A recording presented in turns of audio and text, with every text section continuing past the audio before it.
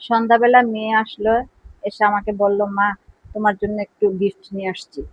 তা আমি বললাম, কিসের গিফট বাবা? বলে কি, এমনিতেই। কি নিয়ে আসছো? একটা ফুল, একটা ফুলের তোড়া।